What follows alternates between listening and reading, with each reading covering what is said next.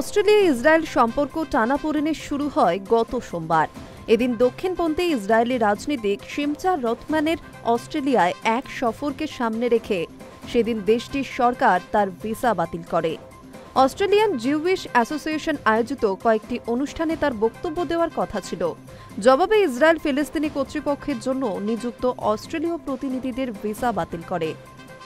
রথম্যানের visa বাতিল করার কয়েক ঘণ্টা পর ইসরায়েলের পররাষ্ট্রমন্ত্রী গিডিয়ন সার জানান, তিনি ক্যানবেরায় অবস্থিত ইসরায়েলি দূতাবাসকে নির্দেশ দিয়েছেন যেন অস্ট্রেলিয়ার যে কোনো সরকারি ভিসার আবেদন খুব সতর্কভাবে পরীক্ষা করা হয়। এদিকে ইসরায়েলের বিরোধী দলীয় নেতা নেতানিয়াহুর মন্তব্যের সমালোচনা করে বলেন, এসব মন্তব্য আসলে অস্ট্রেলিয়ার প্রধানমন্ত্রীর জন্য এক উপহার। ইয়ার লাপিদ সামাজিক যোগাযোগ মাধ্যম এক্সে লিখেছেন, নেতানিয়াহুর সঙ্গে মুখোমুখি হওয়ার বিষয়টি আজকের গণতান্ত্রিক বিশ্বে একজন নেতাকে সবচেয়ে বেশি শক্তিশালী করে তোলে। তিনি পশ্চিমা বিশ্বের সবচেয়ে বিষাক্ত রাজনীতিক।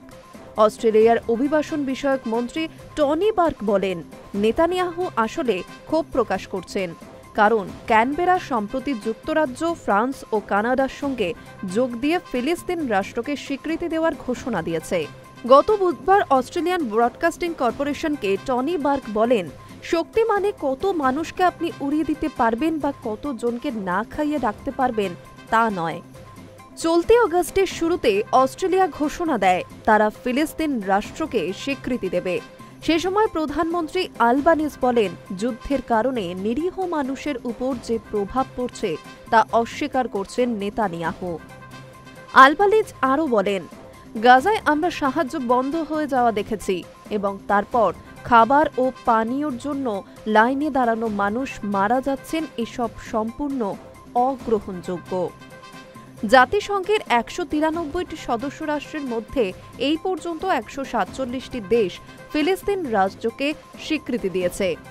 যুক্তরাজ্য, ফ্রান্স ও কানাডার একই ধরনের সিদ্ধান্ত ঘোষণার ২ সপ্তাহ পর অস্ট্রেলিয়াও ফিলিস্তিনকে স্বীকৃতি দেবে বলে ঘোষণা দেয়। এই ঘোষণার পর নেতানিয়াহু যুক্তরাজ্যের প্রধানমন্ত্রী কিয়ার স্টারমার, ফ্রান্সের প্রধানমন্ত্রী এমানুয়েল মাখো আর কানাডার প্রধানমন্ত্রী মার্ক কার্নিকে তীব্র ভাষায় আক্রমণ করেন। তিনি তাদের গণহত্যাকারী, ধর্ষক, শিশু হত্যাকারী এবং অপহরণকারীদের পাশে দাঁড়ানোর জন্য অভিযুক্ত করেন। Hi news network.